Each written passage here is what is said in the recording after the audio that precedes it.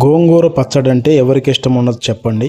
ఆ రుచి వేరే లెవెల్లో ఉంటుంది. ఈరోజు మనం చేసే స్టైల్లో చేయండి. పులుపు, కారం, తాలింపు, మాస్ లెవెల్ కాంబినేషన్. ఈ ఒక్క రెసిపీ నేర్చుకుంటే చాలు, ఎప్పుడైనా సూపర్ హిట్ పచ్చడి మీ ఇంట్లోనే. చూపించే సింపుల్ ట్రిక్స్ ఫాలో అయితే చాలు, అదిరిపోయే పచ్చడి మీ ఇంట్లోనే. ఇంకెందుకు ఆలస్యం, వీడియో స్టార్ట్ చేద్దాం. వీడియో పూర్తిగా చూడండి.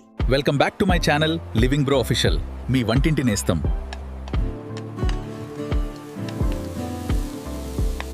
ఇంకా వీడియో స్టార్ట్ చేద్దాం. ఈ గోంగూర పచ్చడి కోసం మేము 3 కట్టల గోంగూరను వాడుతున్నాం. ఈ గోంగూర కాడల నుంచి గోంగూరను వేరు చేసుకుందాం. మేము పచ్చడి కోసం చీరాల గోంగూరను వాడుతున్నామండి. ఇది చీరాల గోంగూరనే కాదండి, గుంటూరు గోంగూర అని కూడా అంటారు.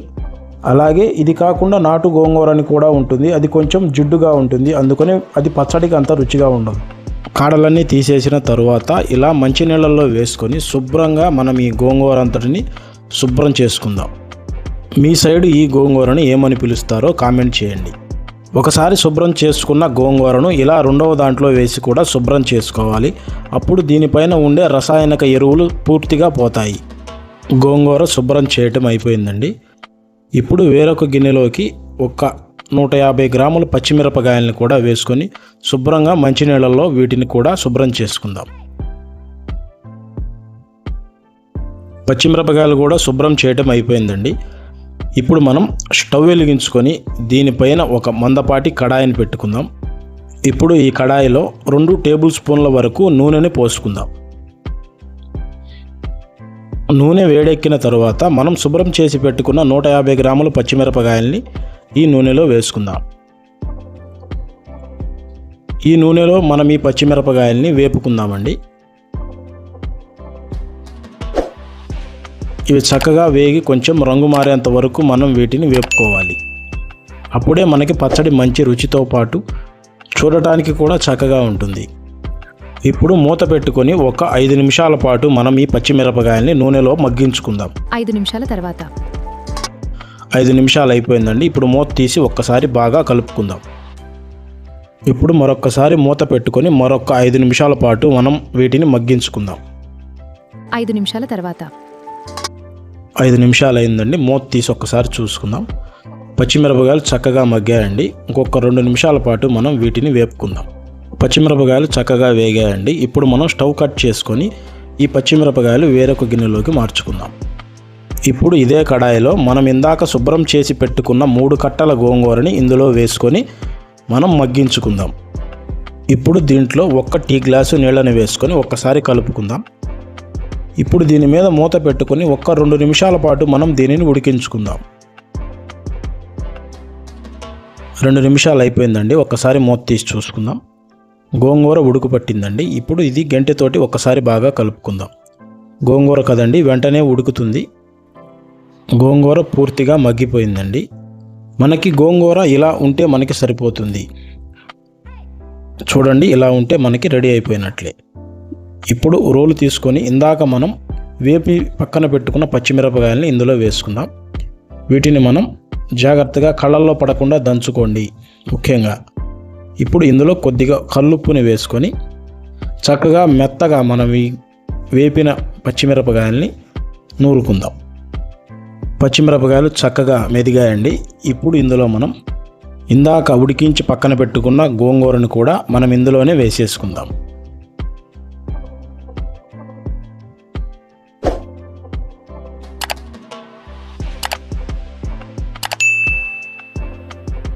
ఇప్పుడు ఈ మిశ్రమాన్ని బాగా కలిసిపోయే విధంగా మనం నూరుకుందాం.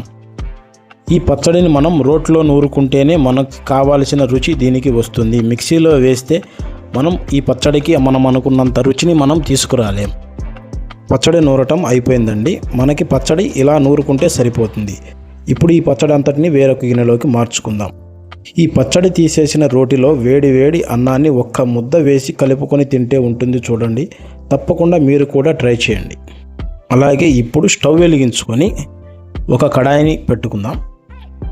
ఇప్పుడు ఇందులో 1/2 టీ స్పూన్ జీలకర్రని వేసుకుందాం. ఈ జీలకర్రని దోరగా మనం వేయించుకోవాలండి. మాడకుండా చూసుకోండి, మాడితే మనకి వాసన అంతా వేరే విధంగా వస్తుంది. జీలకర్ర చక్కగా వేగిందండి. ఇప్పుడు ఇలా ఒక చిన్న రోటిలోకి మనం ఇందాక వేపుకున్న జీలకర్రని పోసుకుందాం. ఇప్పుడు ఈ వేపుకున్న జీలకర్ర మొత్తాన్ని మనం మెత్తగా నూరుకోవాలండి. ఏదైనా మనం ఇలా రోటిలో నూరుకుంటే ఆ వచ్చే అనుభూతే వేరండి. చక్కని సుగంధ పరిమళాలతోటి ఈ వాసన ఉంటుంది. మనం ఈ మిక్సీలో వేస్తే ఈ స్మెల్ అంతా పోతుందండి. మీకు కుదిరితే ఇలా రోట్లో నూరుకోవటానికే ట్రై చేయండి. చూడండి మెత్తగా వచ్చేసిందండి.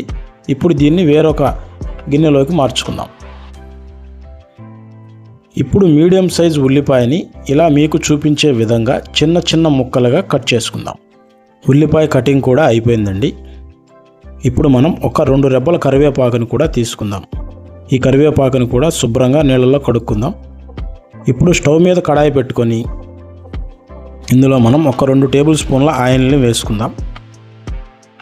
ఈ ఆయిల్ కొంచెం వేడైన తరువాత ఇందాక మనం కట్ చేసి పెట్టుకున్న మీడియం సైజు ఉల్లిపాయ ముక్కల్ని కూడా ఇందులో వేసేసుకుందాం.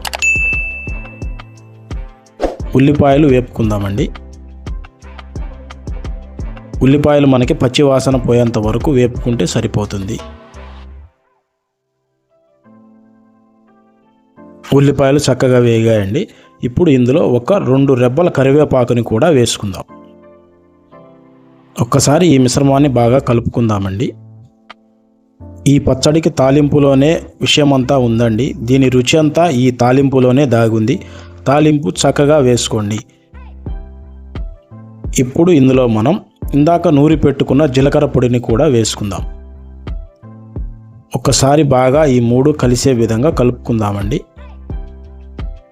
ఇవి చక్కగా కలిసిన తరువాత ఇందులో ఇందాక మనం రోటిలో నూరి పెట్టుకున్న పచ్చిమిరపకాయలు గోంగూర పేస్ట్ని కూడా మనం ఇందులో వేసేసుకుందాం. ఇప్పుడు ఈ మిశ్రమం మొత్తం బాగా కలిసే విధంగా కలుపుకుందాం. ఒక్క 2 నిమిషాల పాటు మనం ఇలా కలుపుకుంటే సరిపోతుందండి. చూడండి పచ్చడి చూడటానికి ఎంత అందంగా ఉందో. చూడటానికే కాదండి, తినటానికి అంతకు మించిన రుచితోటి ఇది ఉంటుంది. మీరు కూడా తప్పకుండా ఈ పచ్చడిని చేసుకుని తినండి. ఎలా వచ్చిందో మాకు కామెంట్ రూపంలో తెలియచేయండి. ఈ పచ్చడిని మా స్టైల్లో మీరు తప్పకుండా చేసుకొని తింటారని మేము ఆశిస్తున్నాం. ఇలా నూనె తేలితే మనకి పచ్చడి రెడీ అయిపోయినట్లే అండి.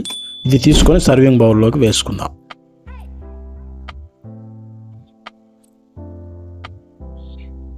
ఈ పచ్చడిని వేడి వేడి అన్నంలో వేసుకొని ఒక్క చుక్క నెయ్యి వేసుకొని తింటే ఉంటుంది చూడండి. ఇక మాటలనేవే ఉండవు. తప్పకుండా ట్రై చేయండి. చూసినందుకు ధన్యవాదాలు. లివింగ్ బ్రో అఫీషియల్ మరిన్ని వీడియోల కోసం సబ్స్క్రైబ్ చేయండి. మా ఛానల్లో కుకింగ్తో పాటు కామెడీ కూడా ఉంటుంది. ఇంట్రెస్ట్ ఉంటే చెక్ చేయండి. నచ్చితే సపోర్ట్ చేయండి.